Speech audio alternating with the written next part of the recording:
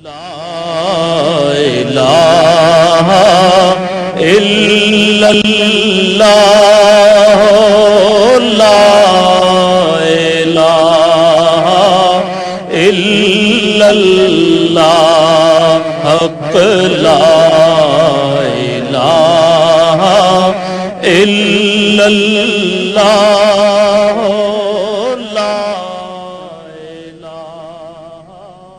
پروردگار، میں نے ایک بے آب و گیا وادی میں اپنی اولاد کے ایک حصے کو تیرے محترم گھر کے پاس لا بسایا ہے۔ پروردگار، یہ میں نے اس لیے کیا ہے کہ یہ لوگ یہاں نماز قائم کریں، لہٰذا تو لوگوں کے دلوں کو ان کا مشتاق بنا اور انہیں کھانے کو پھل دے، شاید کہ یہ شکر گزار بنے۔ یہ شہروں کی ماں مکہ مکرمہ کے قیام کے وقت کی دعا تھی جو حضرت ابراہیم علیہ السلام نے بی بی ہاجرہ اور اپنے صاحبزادے حضرت اسماعیل علیہ السلام کو سنگلاخ پہاڑیوں کے درمیان آباد کرتے وقت کی اور اللہ کی مدد سے اس قدیم گھر کو تعمیر کیا۔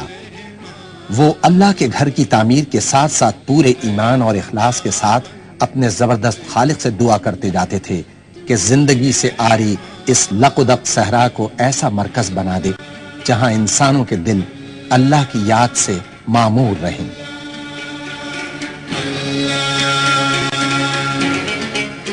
جب رسول اکرم صلی اللہ علیہ وآلہ وسلم نے مکہ مکرمہ کو فتح فرمایا اور اللہ کے گھر کو بتوں سے پاک کیا تو مسجد الحرام شہر کے وسط میں ایک کھلی عمارت تھی۔ اس کے گرد 4 دیواری نہ تھی اور اس کا رقبہ صرف 2000 مربع میٹر تھا۔ 17 ہجری میں سیلاب کی وجہ سے جب مسجد الحرام کو نقصان پہنچا تو خلیفہ دوم حضرت عمر فاروق رضی اللہ تعالیٰ عنہ نے مسجد کی مرمت کرائی، اس کے گرد 4 دیواری تعمیر کرائی اور رقبے میں 500 مربع میٹر کی توسیع کی۔ 26 ہجری میں ان کے جانشین حضرت عثمان غنی رضی اللہ تعالیٰ عنہ نے 1700 مربع میٹر کی مزید توسیع کرائی۔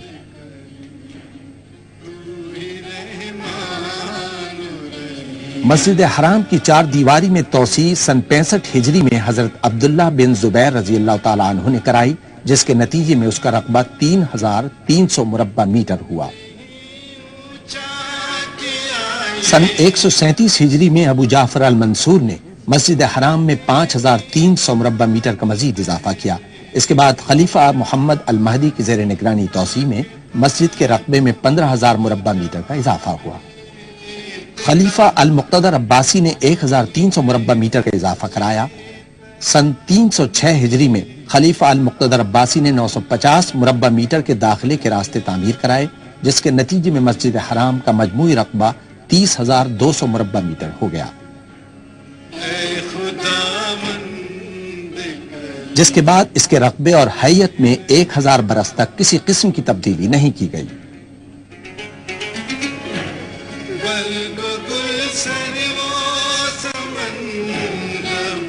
سعودی مملکت کے بانی شاہ عبدالعزیز السعود نے 1000 سال کے طویل وقفے کے بعد پہلی مرتبہ مسجد الحرام میں توسیع کرائی۔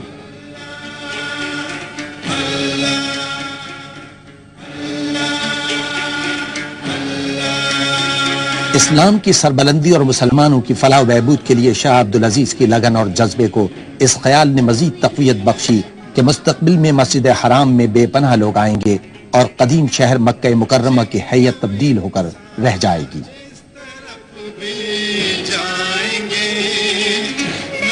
مسجد الحرام اور اطراف کے شہر کو تبدیل کر ڈالنے کے لیے شاہ عبدالعزیز کی زیر نگرانی توسیع 4 ربیع الثانی سن 1375 ہجری کو شروع ہوئی۔ مسا یعنی صفا و مروہ کے درمیان سعی کے راستے کی تعمیر سے اس کا آغاز ہوا۔ یہ مقدس راستہ بی بی ہاجرہ علیہ السلام کے نقش قدم پر کوہ صفا اور مروہ کے درمیان ہے۔ اس راستے کو مسجد میں شامل کرنے کا فیصلہ کیا گیا، چنانچہ شہر کے بعض حصے مسجد میں شامل ہونا تھے۔ حاجیوں اور دیگر عبادت گزاروں کو صفا اور مروہ کی سعی کھلے آسمان کے نیچے کرنا پڑتی تھی۔ انہیں صحرا کی شدید گرمی، ریت اور بازار کی رکاوٹوں کا سامنا کرنا پڑتا تھا۔ اس طرح توسیع کے کام کے پہلے مرحلے میں مسا کو مسجد الحرام میں شامل کر لیا گیا۔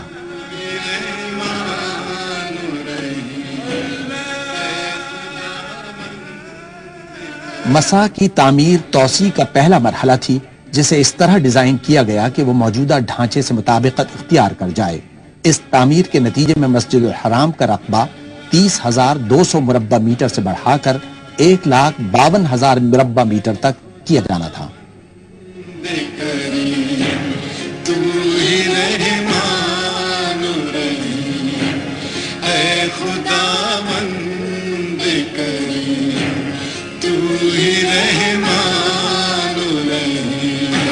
مسجد الحرام کی توسیع کا کام 20 سال سے زائد عرصے تک جاری رہا۔ مسجد کے آس پاس واقع قدیم روایتی شہر کے مکانوں اور عمارتوں کو پہلے منہدم کیا گیا تاکہ شاندار تعمیراتی کام کے لیے راہ ہموار کی جا سکے، جبکہ مطاف سے قدیم عمارت کو صاف کر دیا گیا، جس میں آب زمزم کے کنویں کا بالائی حصہ بھی شامل تھا، جسے مطاف کے نیچے دوبارہ تعمیر کیا گیا۔ عمارت کے ڈھانچے میں تبدیلی سے اس کی گنجائش ایک وقت میں 3,500 سے بڑھ کر 30,000 نمازیوں کے قریب ہو گئی۔ سن 1396 ہجری میں جب یہ عظیم الشان اور پرشکو عمارت مکمل ہوئی تو اس میں مجموعی طور پر 3 لاکھ افراد نمازیں اور دیگر عبادات آرام و سکون اور پورے خشوع و خضوع کے ساتھ کر سکتے تھے۔ لیکن پہلی سعودی توسیع کی تکمیل کے ساتھ ہی سعودی عرب اور مسلم دنیا میں بے پناہ معاشرتی تبدیلیوں کا آغاز بھی ہو گیا، جس کے نتیجے میں انگنت عازمین حج مکہ مکرمہ آنے لگے۔ یوں مسجد حرام اور شہر پر دباؤ میں بے پناہ اضافہ ہو گیا۔ ان تبدیلیوں سے عہدہ برا ہونے کے لیے سعودی حکومت نے مسجد الحرام کی سہولتوں میں اضافے کے پروگرام پر عمل درآمد کیا، جس میں مطاف کے راستے کے خالص اور سفید سنگ مرمر سے تبدیلی بھی شامل تھی۔ اس سنگ مرمر کی خوبی یہ ہے کہ اس کی بدولت شدید گرمی میں بھی پیر ٹھنڈے رہتے ہیں۔ سن 1406 ہجری میں خادم حرمین شریفین شاہ فہد بن عبدالعزیز السعود نے پہلی سعودی توسیع کے دوران تعمیر کی جانے والی چھت کی تزئین و آرائش کی ہدایت کی تاکہ مزید 84,000 نمازیوں کی گنجائش نکالی جا سکے۔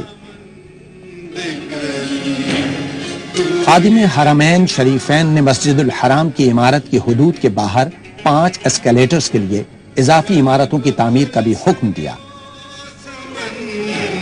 اس ڈھانچے کو، جن میں سے ہر ایک 375 مربع میٹر رقبے کا ہے، رش کے زمانے میں عام سیڑھیوں کے علاوہ چھت پر آنے جانے کے لیے اضافی سہولت کی فراہمی کے لیے تعمیر کیا گیا تھا۔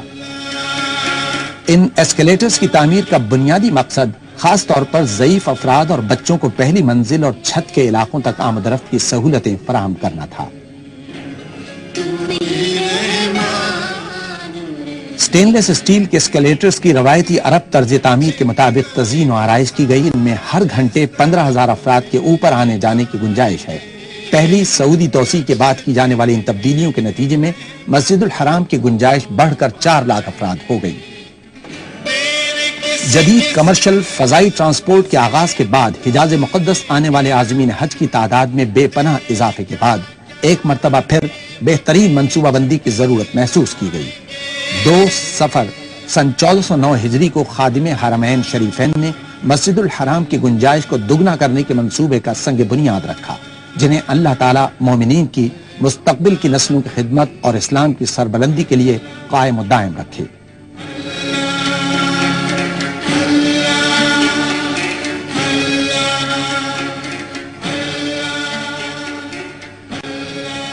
خادم حرمین شریفین کے توسیع منصوبے کے نتیجے میں تہخانوں، سطح زمین اور پہلی منزل کا رقبہ 76,000 مربع میٹر ہونا تھا، جس کے مطابق مسجد میں مزید 1,70,000 نمازیوں کی گنجائش ہو جاتی۔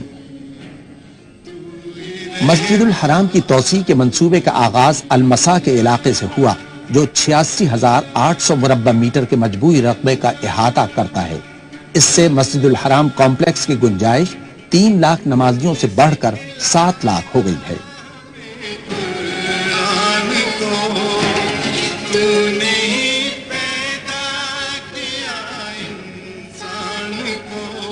تعمیر کے کام کے آغاز سے کئی برس قبل مسجد سے ملحق سوق صغیر کو منہدم کر دیا گیا تاکہ نئی توسیع کے لیے جگہ نکالی جا سکے۔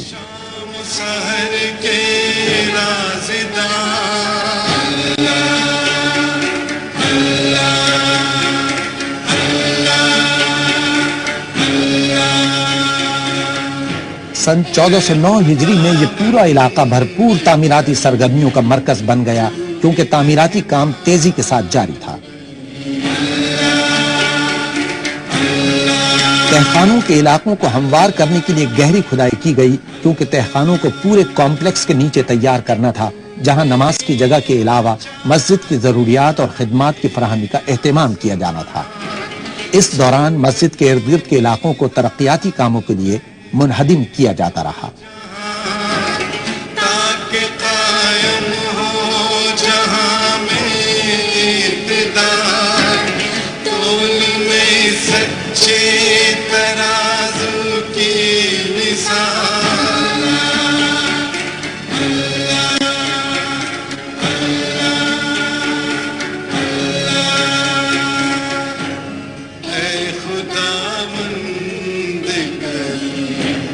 علاقے سے متعدد قدیم اور روایتی عمارتوں اور مکانوں کو گرا دیا گیا تاکہ تعمیراتی کام کو ممکن بنایا جا سکے۔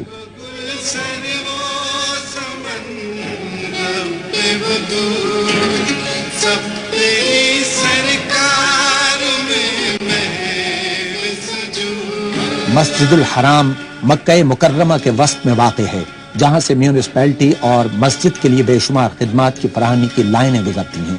ان تمام خدمات کو تعمیراتی کام کے دوران روکنا خاصا مشکل تھا۔ ایک بڑی اور اہم پائپ لائن کھدائی کے بڑے مقام پر کٹ رہی تھی، جسے کھدائی کے دوران یوں ہی چھوڑ دیا گیا۔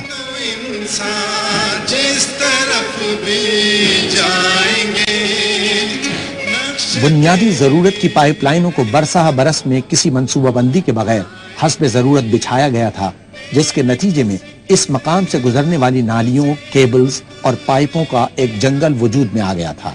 متعدد لائنوں کو دوسری سمتوں میں موڑ دیا گیا، جبکہ دیگر بنیادی ضروریات کو ایک ہی مقام سے مربوط انداز میں گزارنے کے لیے کافی گہرائی میں کھدائی کی گئی۔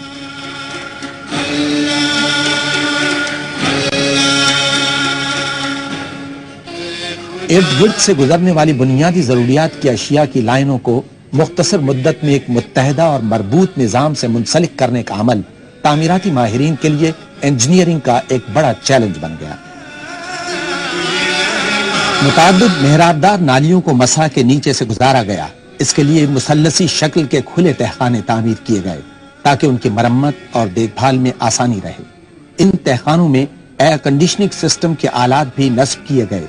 پانی کی فراہمی و نکاس کی لائنوں، ہائی ٹینشن کیبلز اور ٹیلی فون لائنوں کے لیے محرابدار نالیاں یا کلورٹس بے حد مفید تھے، جن سے نہ صرف مسجد الحرام کی خدمت بلکہ آس پاس واقع بلدیاتی اضلاع کو بھی سہولت ہوئی۔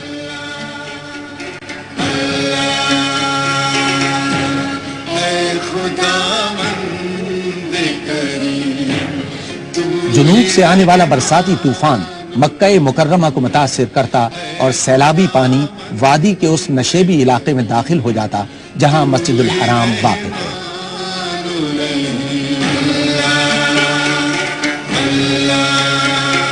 اس سیلابی پانی سے مسجد الحرام اور اطراف کا علاقہ زیر آب آ جاتا ہے۔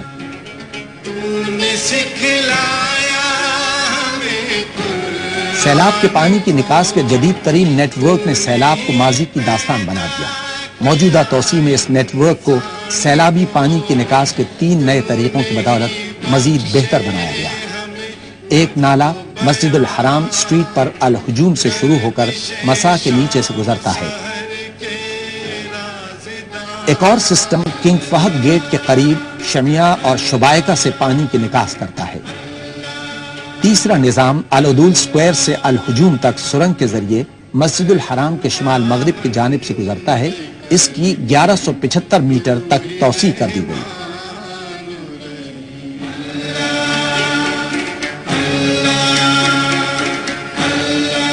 توسیعی مقام پر کھدائی کے دوران زیر زمین پانی کے ٹیسٹ کیے جاتے رہے تاکہ بنیاد کے کام کے لیے راہ ہموار ہو سکے۔ اس کی بدولت بنیادوں کے ڈیزائن میں کئی مرتبہ ترمیم کی گئی تاکہ وزن کو مساوی تقسیم کیا جا سکے۔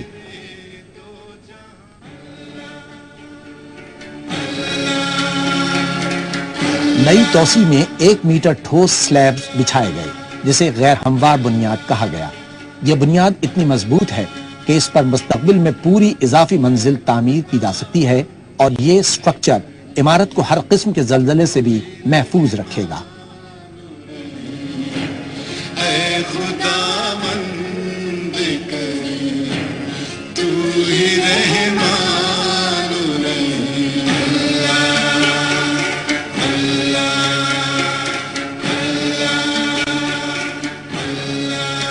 سانچے میں تیار کی گئی بنیاد پر واٹر پروف جھلی بچھائی گئی تاکہ سٹرکچر کو بڑھتی ہوئی نمی سے محفوظ رکھا جا سکے۔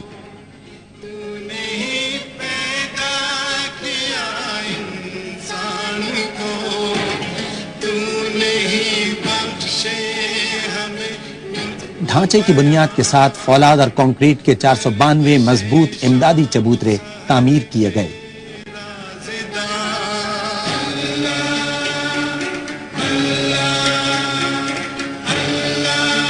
یہ چبوترے تہخانے کی سطح سے اٹھائے گئے، جن کی مدد سے دائرے اور مربع نما معاون ستون تعمیر کیے گئے جو زمین اور پہلی منزل تک محیط ہیں۔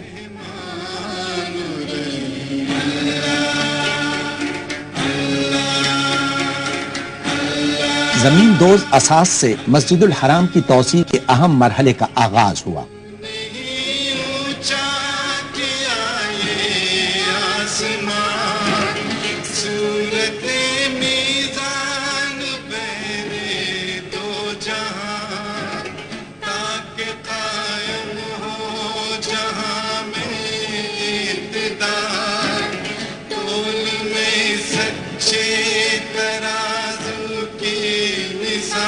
اس مرحلے میں تعمیراتی ماہرین کو 2 غیر معمولی چیلنجوں کا سامنا کرنا پڑا۔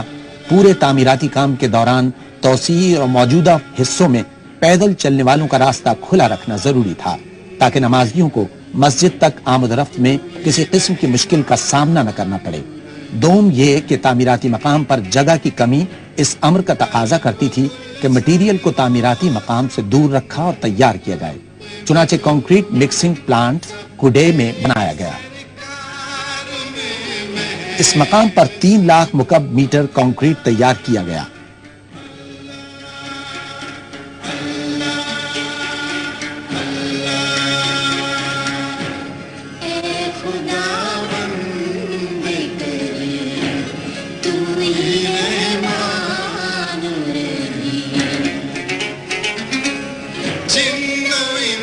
کنکریٹ کو کوڈے سے ایک سرنگ کے ذریعے مکہ مکرمہ میں تعمیراتی مقام تک لایا گیا۔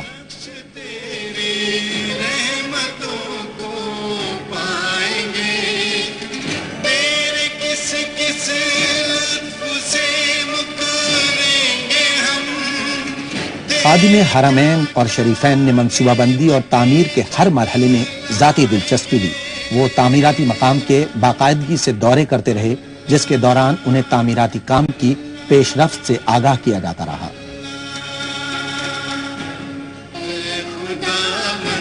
اس عمارت کو مستقبل میں آنے والی متعدد نسلوں تک قائم دائم رہنے کے لیے ڈیزائن کیا گیا ہے۔ چنانچہ تعمیر کے پورے منصوبے میں عمارت کی مضبوطی اور استحکام پر خاص توجہ دی گئی۔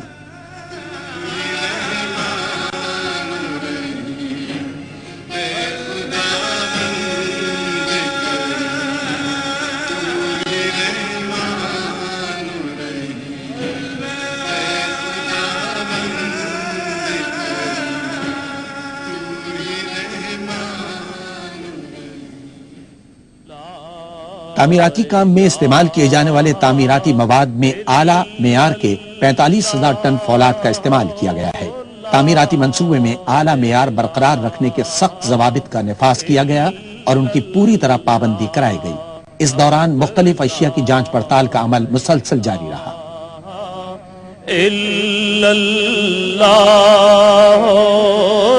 تعمیر میں مٹی کے بجائے مصنوعی پتھر کے اجزاء کو ان کی مستقل صورت میں استعمال کیا گیا اور یہ سپر سٹرکچر کی تکمیل میں معاون ثابت ہوا، جس سے مضبوطی کے ساتھ ساتھ حسن میں بھی اضافہ ہوا۔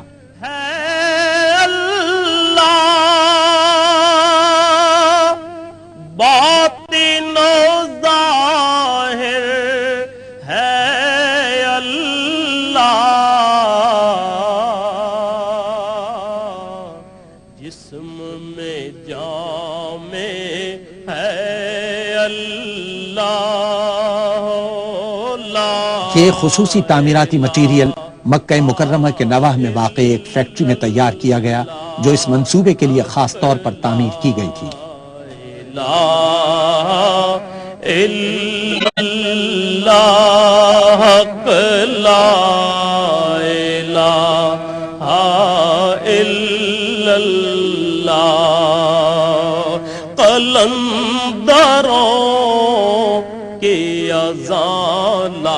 مسا کے علاقے میں بنیادی سہولتوں کے زیر زمین پیچیدہ جال کے ارد گرد واقع داخلی راستے بڑی خوبصورتی سے سجائے گئے۔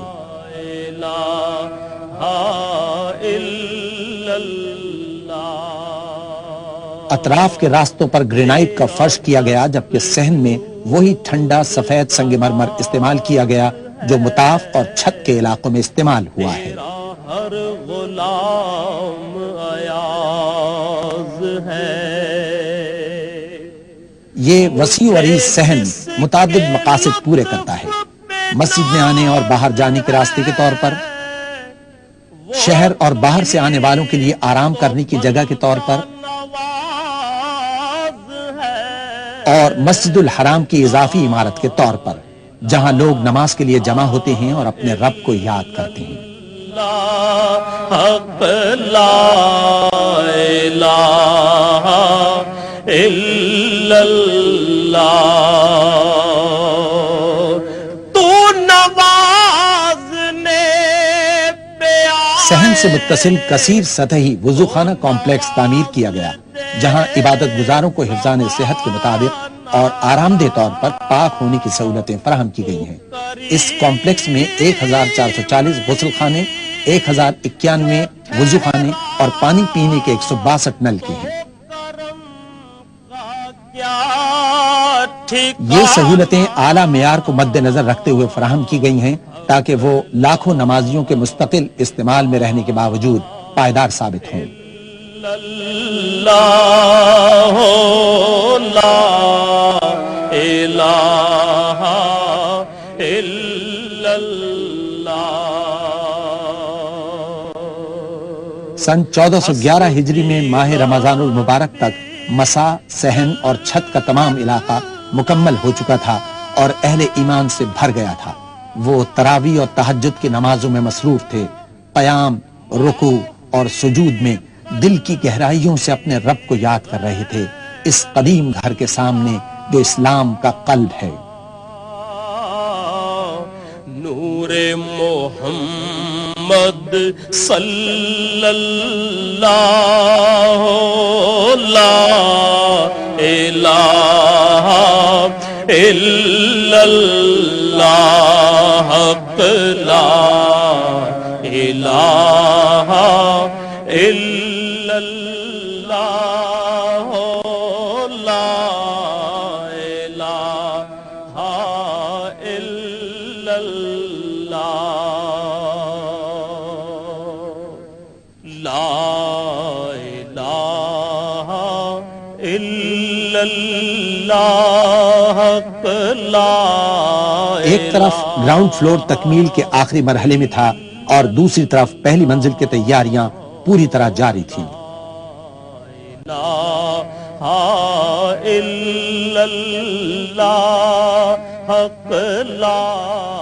اس کے ساتھ ہی منصوبے کا اگلا مرحلہ شروع ہوا۔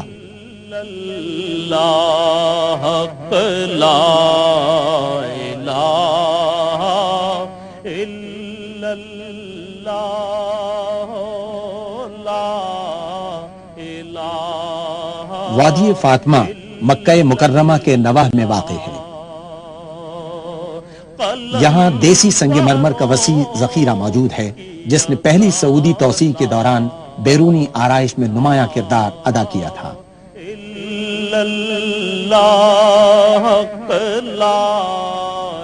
موجودہ منصوبے کے لیے ضروری تھا کہ پتھر تراشنے والی مشینوں کو زمین میں زیادہ گہرائی تک پہنچایا جائے تاکہ شاندار سنگ مرمر حاصل کیا جا سکے۔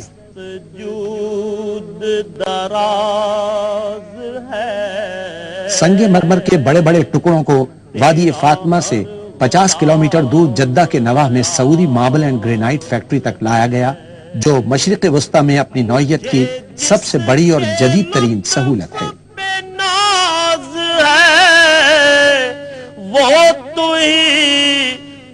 بندہ یہاں سنگ مرمر کے سلیبز تیار کیے گئے، انہیں کاٹا گیا اور پالش کی گئی تاکہ اس کے فطری حسن کو جلا بخشی جا سکے۔ الا اللہ حق لا الہ الا اللہ۔ مکہ مکرمہ میں اس خوبصورت سنگ مرمر کو توسیع منصوبے میں مطلوبہ مقامات پر نصب کرنے کا عمل جاری رہا۔ باطن و ظاہر ہے اللہ، جسم میں جام باب فہد پر 89 میٹر بلند 2 مینار تیاری کے آخری مراحل میں تھے۔ یہ مینار مسجد کے موجودہ 7 میناروں سے ملتے جلتے ہیں۔ اللہ حق لا الہ الا اللہ۔ مسجد کے 82,000 مربع میٹر پورے توسیع حصے میں اعلیٰ قسم کا کرارا سنگ مرمر بچھایا گیا۔ مسجد کے مربع نما دائرے کی شکل کے معاون ستونوں میں بھی کرارا سنگ مرمر استعمال کیا گیا۔ پہ آئے تو نواز دے زمانہ، تو کریم ہی جو ٹھہرا۔ سفید فائسہ سنگ مرمر کو نئے توسیع منصوبے میں چھت کے وسیع علاقے میں بچھایا گیا، جہاں 40,000 نمازیوں کی گنجائش ہے۔ مسجد الحرام کی توسیع کے منصوبے کی اہم بات اس کے 3 بڑے گنبد ہیں، جن میں سے ہر ایک کا قطر 15 میٹر اور لمبائی 13 میٹر ہے۔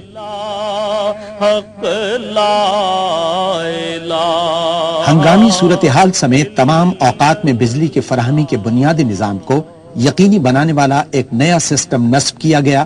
مسجد الحرام میں مین الیکٹریکل گریڈ سے بجلی فیل ہونے کی صورت میں بیٹری سے چلنے والے یونٹوں کی مدد سے بغیر کسی خلل کے بجلی کی فراہمی کو ممکن بنایا گیا ہے، جو مسجد میں مختلف مقامات پر نصب ہیں۔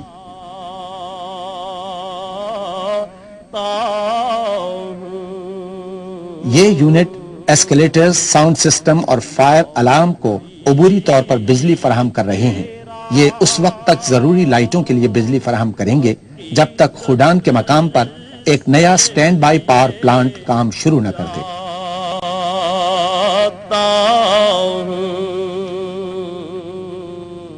اس 32 میگا واٹ کی سہولت سے حاصل ہونے والی بجلی مکمل طور پر مسجد الحرام کے لیے ہے۔ یوں تمام ضروری خدمات اپنا کام کبھی بند نہیں کر سکیں گی۔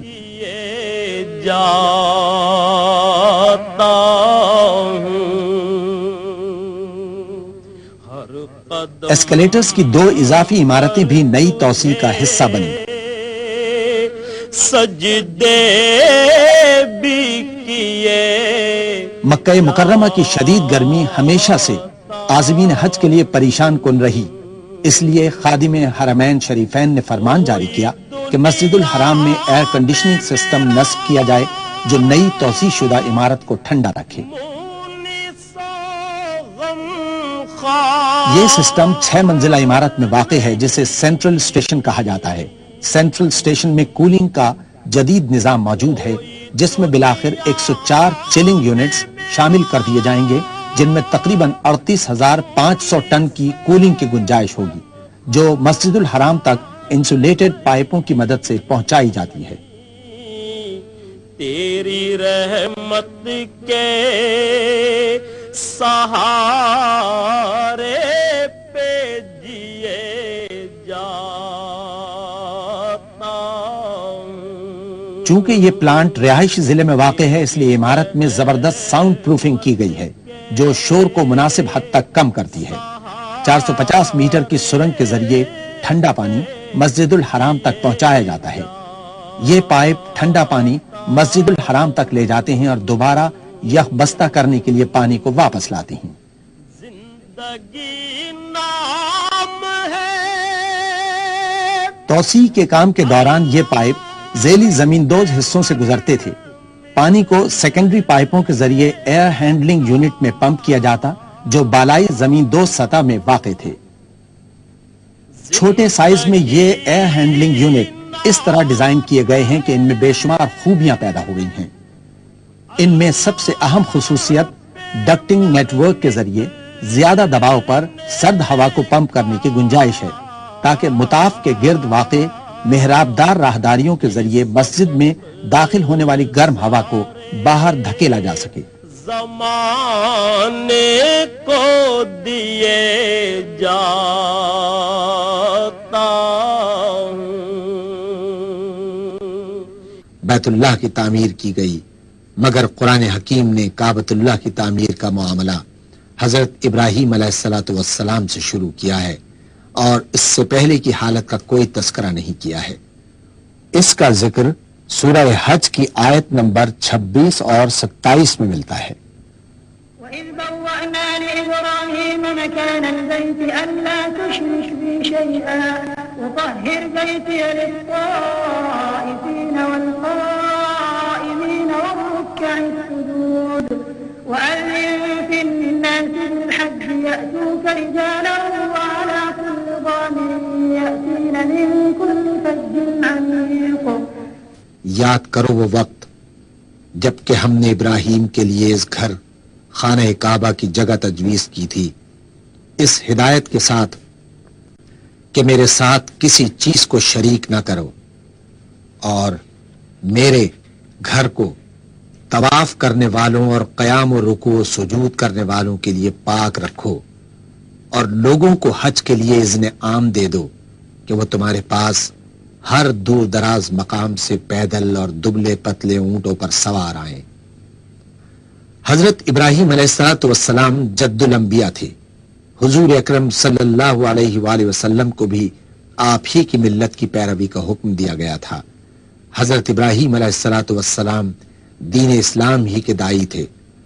سن 570 عیسوی یا 571 عیسوی میں جب یمن کا حاکم ابرہہ کعبے کو ڈھانے کے لیے مکہ پر حملہ آور ہوا تو اللہ تعالیٰ نے اپنے گھر کی حفاظت خود فرمائی اور اس کی فوج کو نیست و نابود کر دیا۔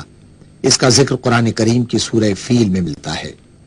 ألم تر كيف فعل ربك بأصحاب الفيل ألم يجعل كيدهم في تضليل وأرسل عليهم طيرا أبابيل ترميهم بحجارة من سجيل فجعلهم كعصف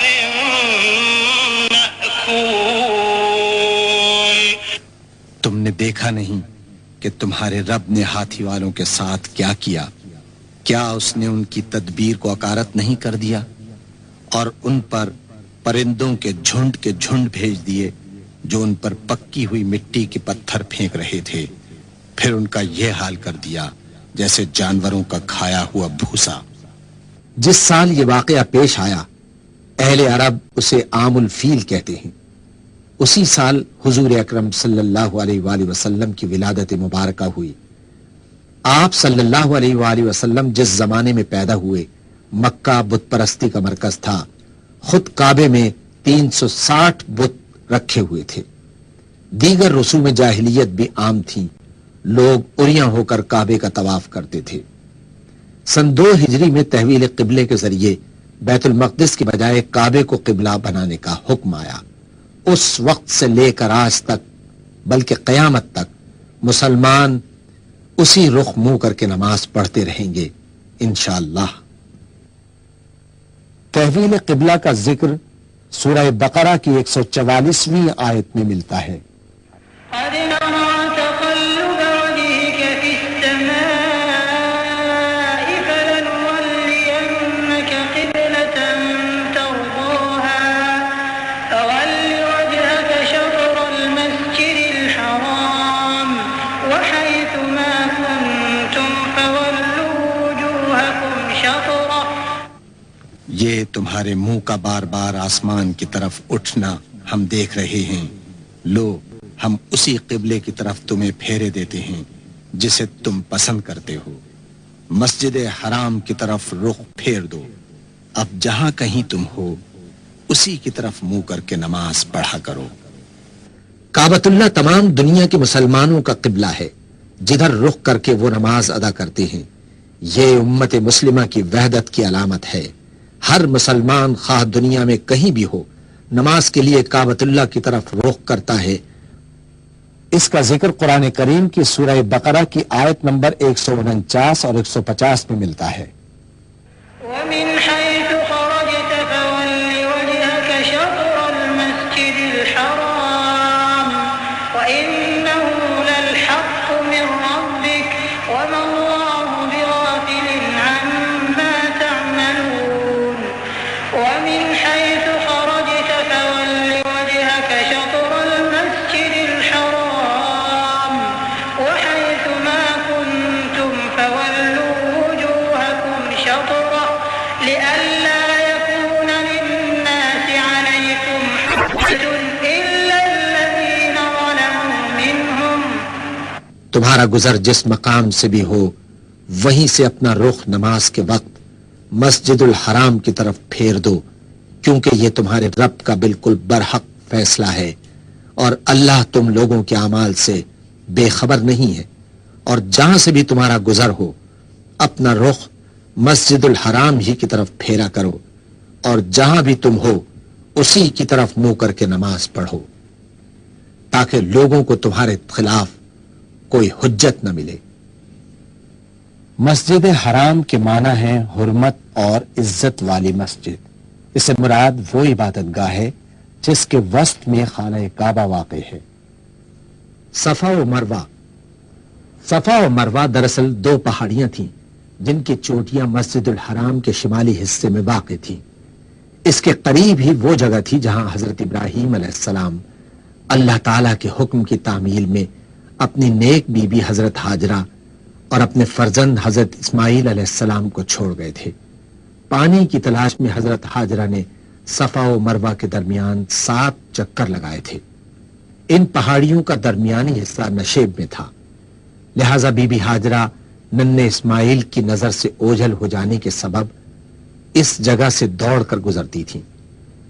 بی بی ہاجرہ کی اس سعی کو اللہ تعالیٰ نے بے حد پسند اور مقبول فرما کر ننھے اسماعیل کی ایڑیوں کی رگڑ کی جگہ نہ رک سکنے والا پانی جاری فرما دیا، جس کو بی بی ہاجرہ نے مٹی اور پتھر سے گھیر کر زمزم یعنی ٹھہر جا کہا، جو زمین پر بہنے سے تو رک گیا مگر ایسے خشک ریگستان میں لامحدود مقدار میں جاری و ساری ہے، اور ہزاروں سال سے زمزم کا پانی اللہ تعالیٰ کے انعام و اکرام کا مظہر ہے۔ چنانچہ ہر حاجی اور عمرہ کرنے والے کو بی بی ہاجرہ کی پریشانی اور پانی کی سعی کی اتباع میں صفا اور مروہ کے درمیان 7 چکر لازمی لگانے کا حکم ہے، اور یہ حج اور عمرے کے مناسک میں شامل ہے۔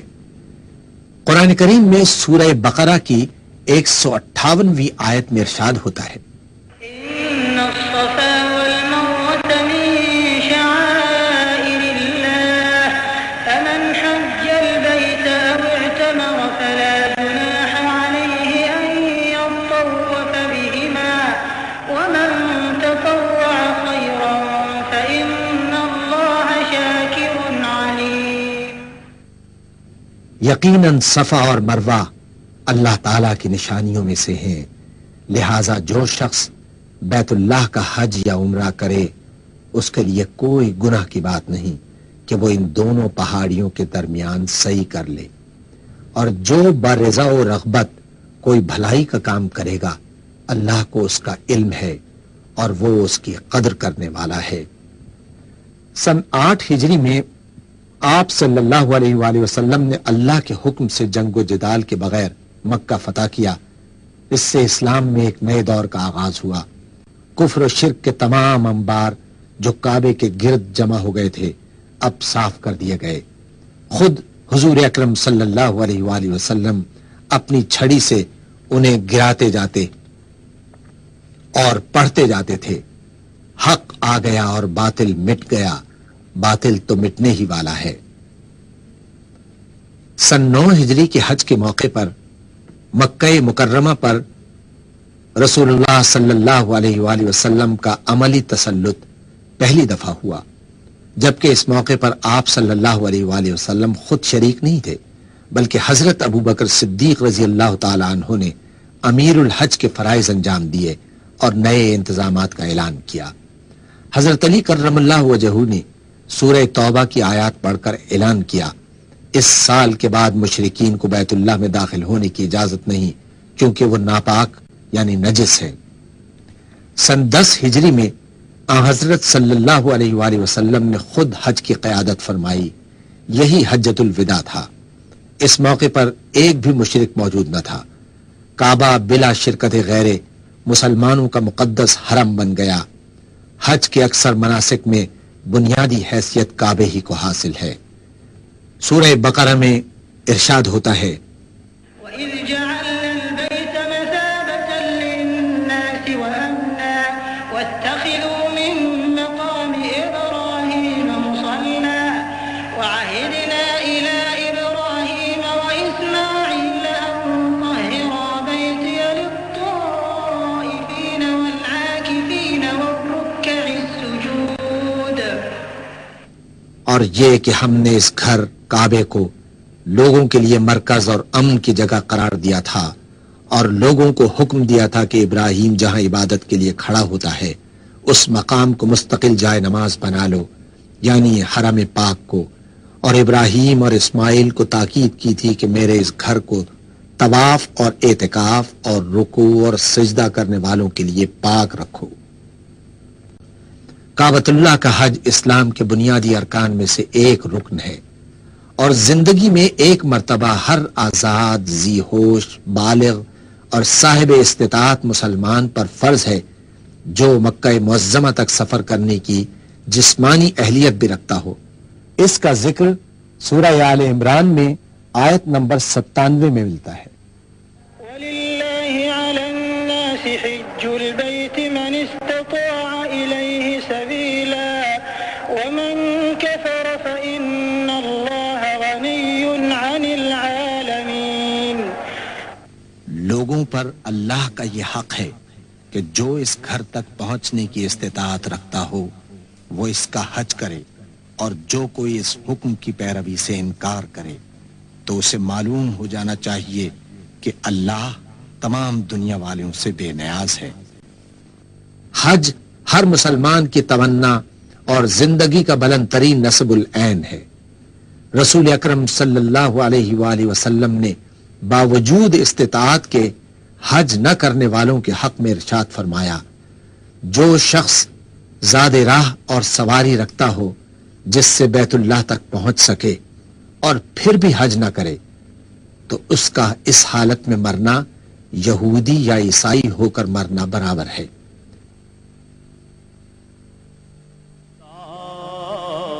لا الہ الا اللہ، لا الہ الا اللہ، لا الہ الا اللہ، لا الہ الا اللہ، محمد رسول اللہ۔